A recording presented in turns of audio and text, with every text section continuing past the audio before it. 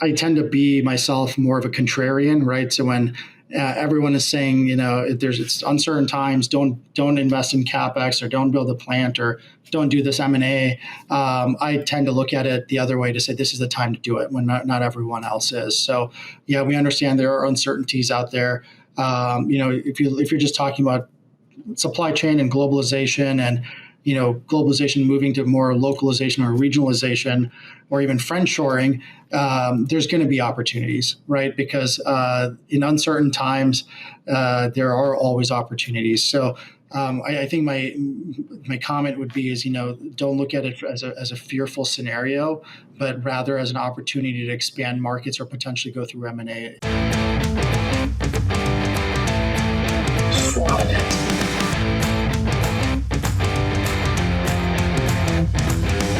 Welcome to the Swine podcast show brought to you by Wisenetics. I'm Marcio Gonçalves, founder at Wisenetics, and I'm here to bring you fresh insights and real conversations on this special episode about what's happening in the swine industry.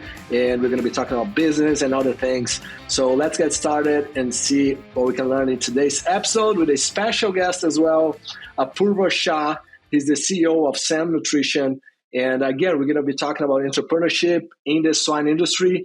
Apoorva, how are you today? Thanks for joining. Good, Marcio. I'm doing well. How are you? Doing great. So let's get right into it. The first question would be, in your experience, from what you are seeing out there, how are geopolitical tensions that we see all the time now reshaping the global trade? And how is that forcing companies to rethink their supply chains? Yeah, it's a great question. I think, obviously being headquartered here in Bloomington, Minnesota, and in the United States, we've seen a lot of geopolitical trade and tensions over the last, 9 months. And I think a lot of companies have kind of hit the pause button on whether it's CapEx, infrastructure, expansion, just to see how things are going to shake out. Just last week, looks like we have a trade deal with the United States and China.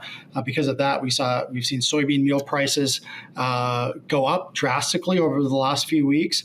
But I think everyone is still very, very, very cautious.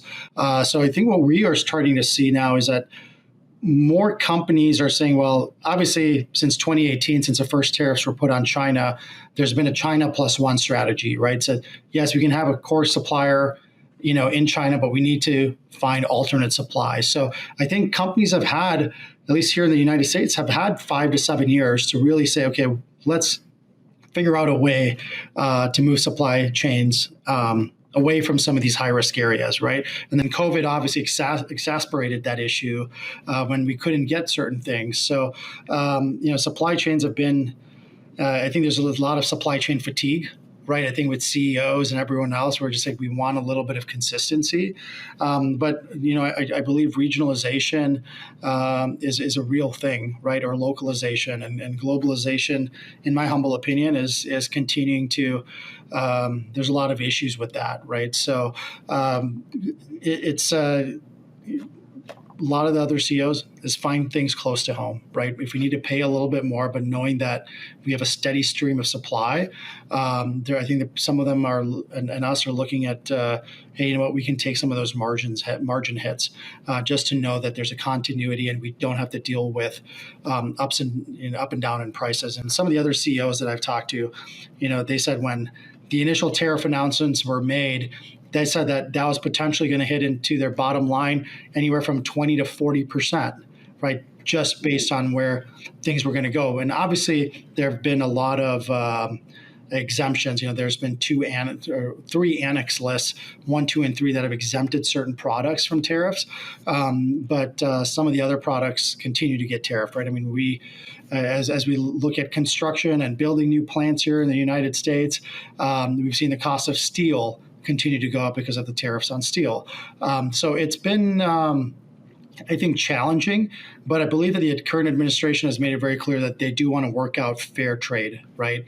Not free trade. It's about fair trade. And we're starting to see that take shape with the announcements the last couple of weeks. So, but in my opinion, I think we're going to see, even though that there's going to be some trade deals worked out, I think we're going to continue to see CEOs and supply chain managers and look at ways to minimize that risk moving forward. At Nexus, powered by SAM, we redefine livestock nutrition with science-backed innovations that enhance performance, maximize efficiency, and promote sustainability. We connect producers with the future of animal health and productivity through cutting-edge feed technologies and environmentally conscious solutions. By addressing the demand for efficient, sustainable nutrition, we reflect SAM Nutrition's commitment to excellence, delivering premium, scientifically proven solutions that drive results. No, definitely a challenge there. And for you, what does true resiliency look like today in critical sectors like food, energy, and housing? Yeah, I mean, I think true resiliency. Let's start with food. I think what we have seen is that we have a true resiliency, at least here in the United States, and I would say probably globally, a resiliency on China. We talk about vitamin production, for example. China manufactures anywhere from 70 to 100% of global vitamins, depending on what vitamin you're looking at. And I think that's a true resiliency issue, right? Because if we cannot get vitamins, not just for feeding animals or feeding pigs, what does that do to the cost of animal protein globally? And China controls and continues to dominate those sectors. So, I think things like that. You've got amino acids that they continue to have more and more production in China, and it's getting exported to the rest of the world. You can even look at penicillin or amoxicillin or some of these other drugs that are required. And there's some startling information out there that if China stops exports of amoxicillin, penicillin, or any of these antibiotics, you could see large-scale potential death happening globally if we can't get antibiotics into the hands of regular people. So, there is a huge, I would say, food issue, and I think what resiliency looks like there is very similar to what I would say the current Trump administration is doing with microchips or semiconductors, or saying, these are absolutely critical for what we need, and we need to produce these here locally. And I think every single country is looking at this and saying, we need to do the same thing, right? We need to have food, energy, and shelter, and making those three a top priority to ensure the stability of not just our economy, but of our society. So I think what we're going to continue to see is more and more countries are going to say, let's localize this, let's regionalize this, and let's not rely on other countries for those three, because it is going to be a bigger issue, especially with, on the energy front. We're going to see that data centers are continuing to use, with artificial intelligence, continuing to use more and more and more power. And if we don't produce that power, there are some statistics out there that said that there are going to be rolling blackouts in the United States by 2030 or beyond because of just the pure demand of energy. And China's building coal-fired power plants, every few days. And our energy production is like this, while theirs is going like this. So we've got to feed these data centers, and it's going to be a big issue moving forward. Wow, yeah. Sometimes people don't realize, but just to run AI takes a lot of energy, right? That's wild. Amazing. Talking about AI, so how is artificial intelligence transforming day-to-day operations and decision-making on the ground? Yeah, I mean, I can talk a little bit about how we're managing things, right? I mean, obviously with things like Grok or Copilot or ChatGPT and many others, it's allowing our staff to do a lot more with a lot less. Right now, we're using almost AI as a tool internally to help speed up day-to-day tasks, right, that are going on. We have started even looking at our, some of our distribution and manufacturing centers to say there are now AI-powered forklifts that exist out there. So saying, can we have something like that that's going in and saying, well, pick a pallet, load a pallet, ship a pallet, and do it. And right now there are companies here in the United States that say, hey, we've got a 120,000 square foot facility. We can automate that completely. So it might even allow us to say, well, our team works, the A shift in the morning, they leave, we could potentially have AI powered forklifts getting some of these products ready to go. So when they're ready in the morning, these trucks are already staged and ready to go from an outbound perspective. So, it's evolving so rapidly, and it's such a breakneck pace that I believe that there's just going to be so much opportunity for our industry. And, and like you look at from a decision making perspective, we looked at like soybean meal, for example, right? We said, well, when, you can ask Croc and say, based on current weather forecasts and this and that and the other thing, when do you think that soybean meal is going to hit over $325 a ton? And it gives you a full business case of, okay, we've got more soybean oil processing here in the United States, and here's how it's impacting its soybean meal being a byproduct.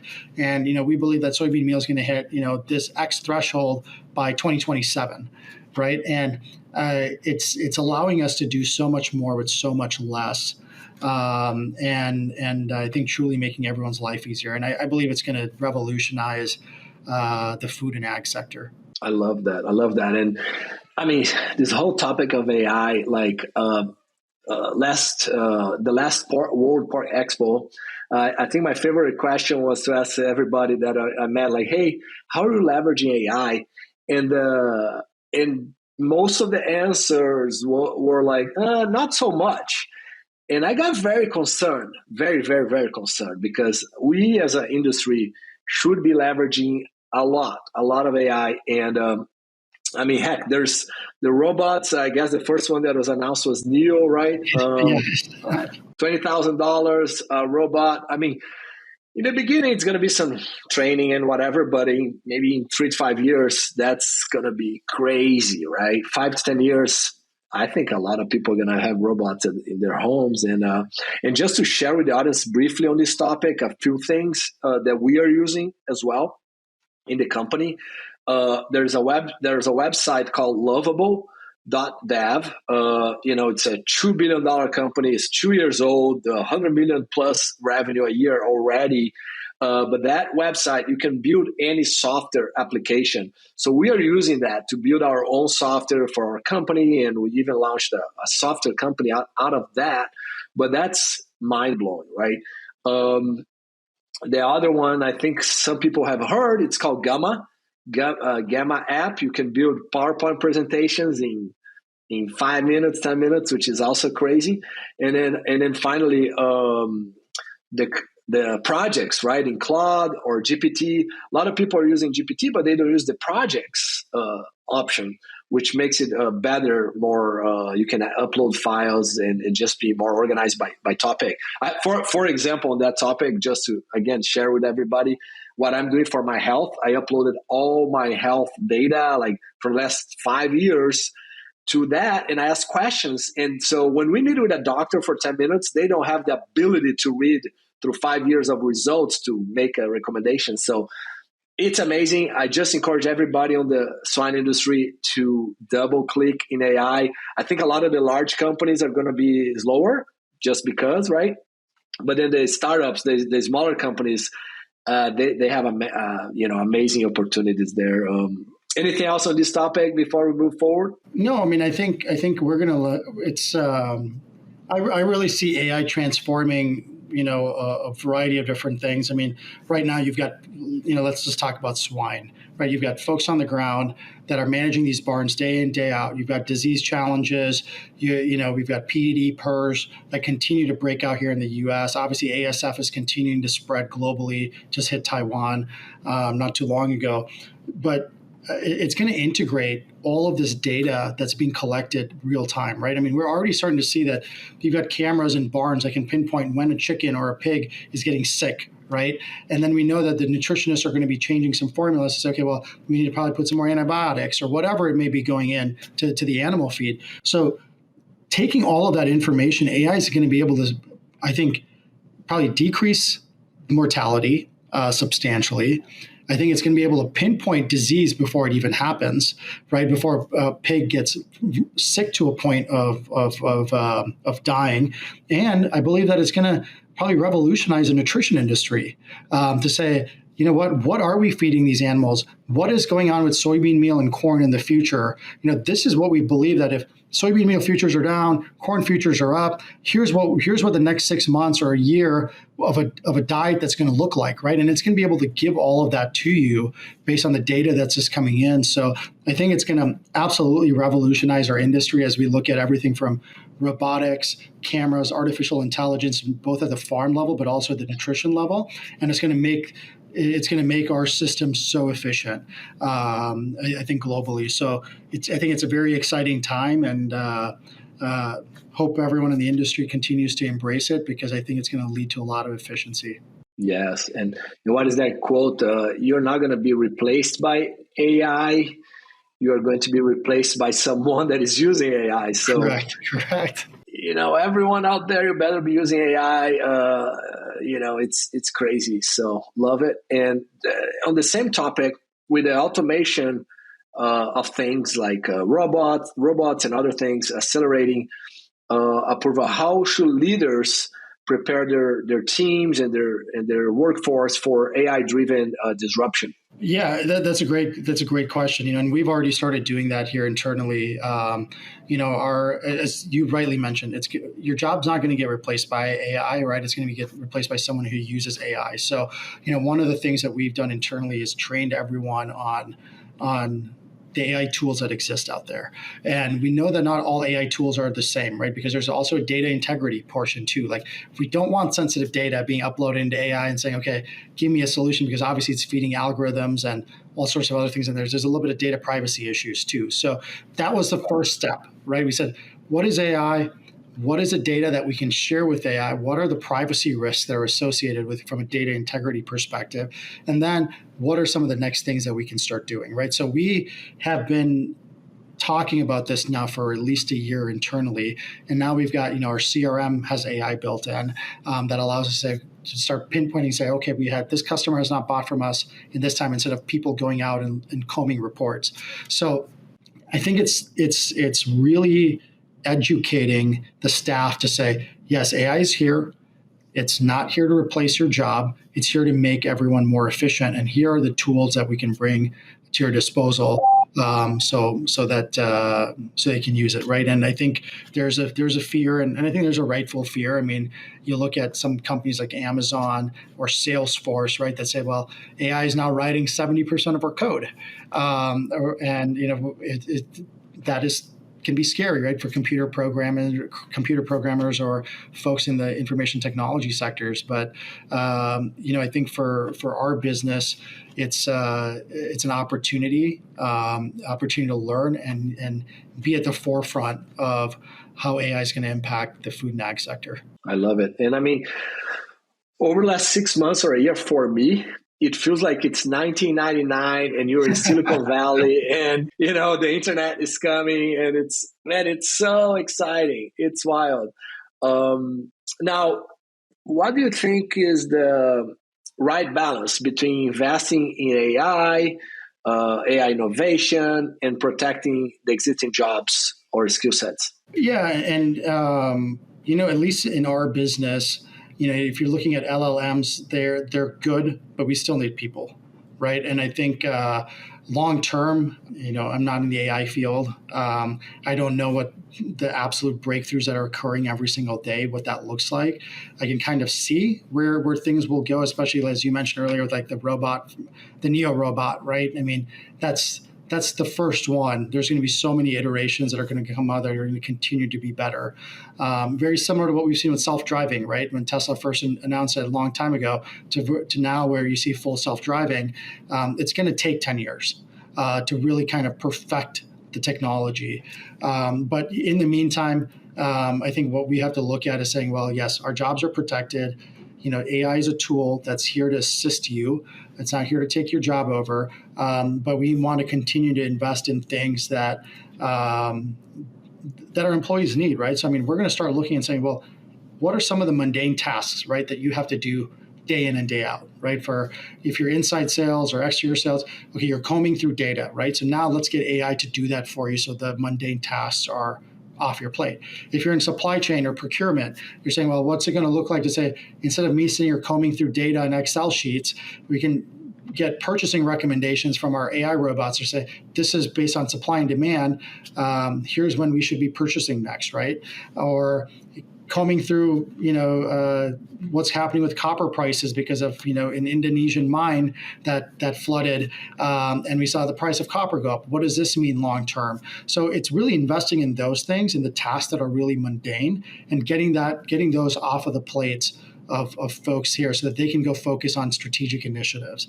And then at the plants, at the warehouses, we're looking at how do we make sure that people aren't having to pick up, 50-pound bags, right? What can we do to automate that, or operating any sort of manual work so that they can really go focus on running plants at full efficiency? So it's about, I would say, that tedious work right now, the work that we have to do it, but no one wants to do it, and really targeting that.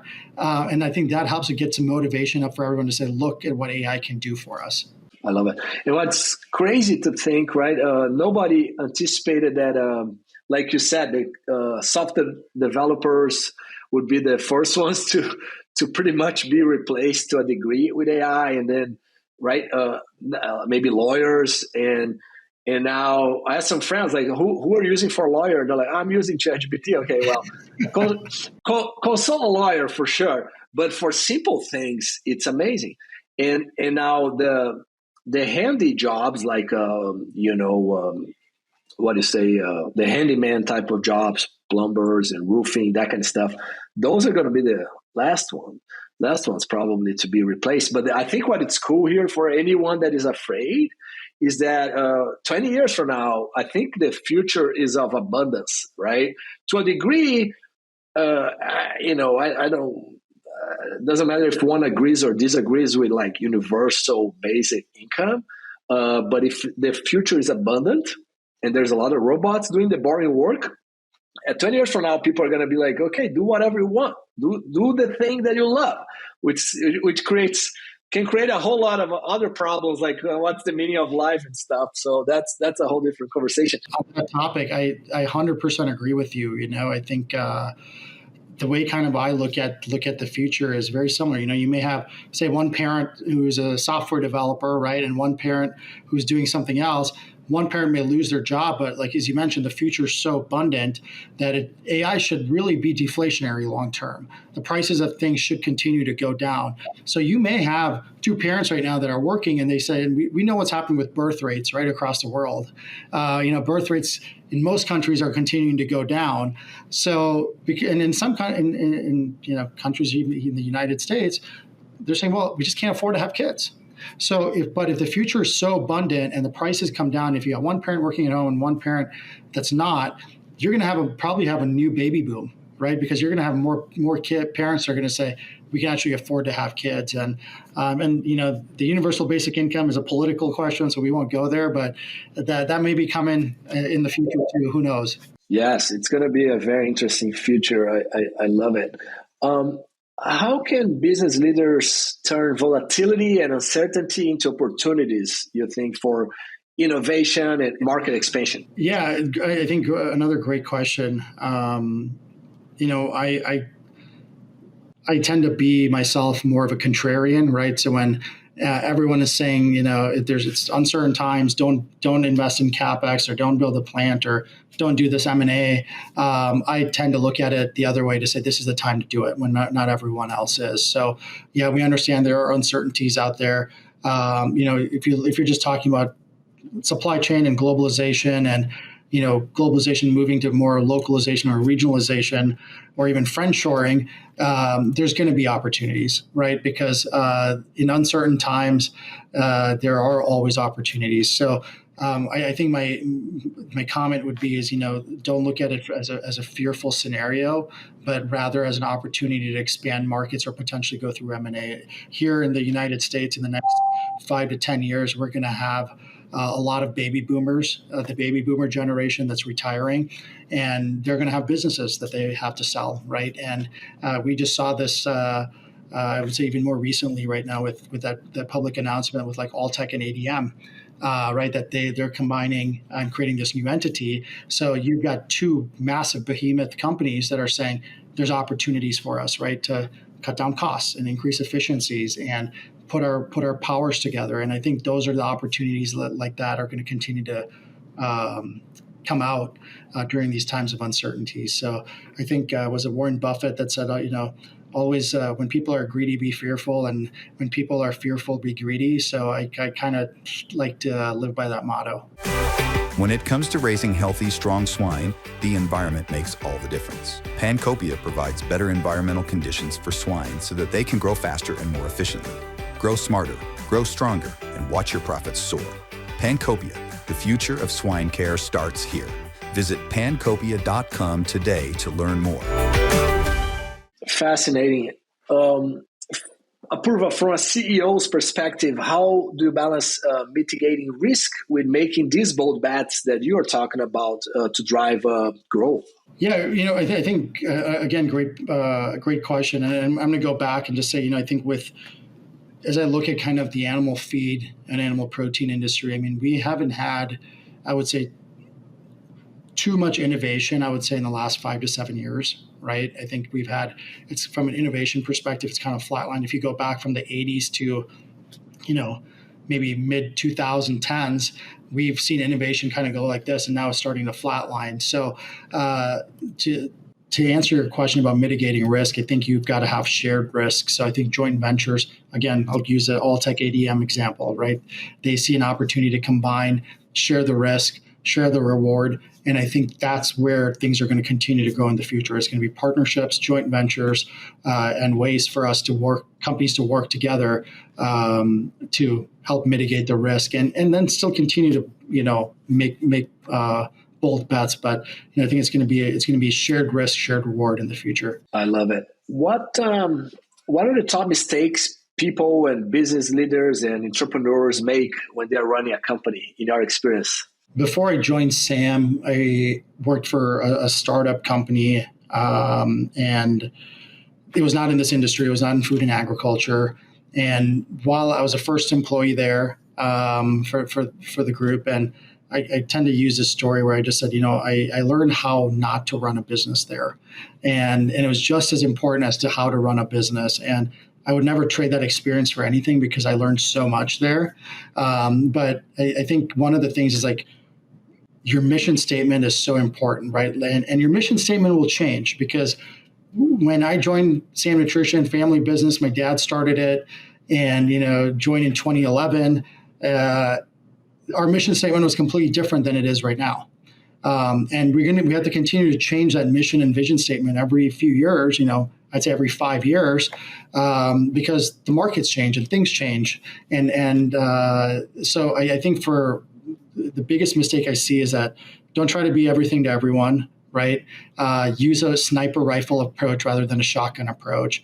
Do one thing really, really, really, really well and continue to excel at it. And then number 3 is know what your mission and vision is and don't be afraid to change it. I love it. It's time for our famous 3. A worldwide leader in animal nutrition, Adaseo's portfolio of products includes Nephionine, the full range of vitamins, enzymes, organic selenium, probiotics, mycotoxin management strategies, and palatability products. With such a diverse offering, Adaseo supports its customers with a broad range of expertise, tools, and services to help them maintain a competitive advantage. Adaseo, fueling predictable profits. To learn more, visit Adaseo at www.adaseo.com. As we get to the end here, anything that you'd like to add before we jump into the final 3 famous questions that we have? Nothing. I'm excited to see what these questions are. Yeah, cool. First one is, what's your favorite swine-related book or resource? Swine related book or resource. I don't know if I have a swine book per se. I think from a resource perspective, I got to give a shout out to the American Feed Industry Association, the AFIA. They're a great resource for us. I think the United States Swine Health Improvement Program, US SHIP, that has done an incredible job on things such as swine biosecurity, quarantine protocols and programs. We're really excited about the work that they're doing there. I think those are the top two. And I also want to say the Swine Health Improvement Center, SHIC. They're in Minnesota, so I got to give a shout out to them. They do a lot for our swine community, not just here in Minnesota, but across the nation. But those are three resources that have definitely made a big difference in our business. Those are great. What is your favorite book or resource in business? In business, I'd have to say I just finished reading a book called The Second Mountain, and it's by David Brooks. And I think for some CEO like myself, and I don't want to give up too much that's in this book, but it's growing up, always wanted to be in business. Worked very hard, and with the blessings of God and everyone else and hard work, have gone to live out a dream that I only dreamt of as a little kid, right? And so now it's about what's next in life. And David Brooks does a great job, and that's why he calls it the second mountain. It's like, what is the next mountain that you're going to go and conquer? So, I think it's about keeping that hunger and staying hungry. And I'll leave it at that. It's been a book that I just finished and I really enjoyed. I'll check that out. That's cool. The next one, there's a little bit of overlap with the one we discussed on top mistakes, but in your opinion, what sets successful entrepreneurs apart from those who are not? Someone told me that the riches are in the niches, right? And I think I've heard about many entrepreneurs are like, oh, you know what, I'm going to get into the AI field, or I'm going to get into doing this or doing that. And I'm like, that's great, but what's differentiating you from everyone else, right? And they'll say something or the other, but I'm like, is that delta, this much, or is it this much? Because if it's only this much, there's not too much differentiating. And I think going back to I was like, you got to have a mission, you got to have a vision, you got to be to a point where you have to be absolutely, I would say, addicted to it to see that success, right? Crave it. And I think if you have those three and find your niche, I think you're going to succeed. Yeah, like being obsessed, right? I love it. That makes sense. Cool. So that wraps up another episode of the Swine Podcast Show presented by Wise Genetics. Thank you, the audience, for being here today. Thank you, Apoorva. It was a pleasure talking to you. I would say to the audience, don't forget to subscribe our podcast, share with everybody and if you like the podcast, leave us a review. Your feedback is invaluable. And until the next time, and again, Apoorva, thank you so much. Thank you, Marcio, and thanks for everyone. Thanks to everyone for listening.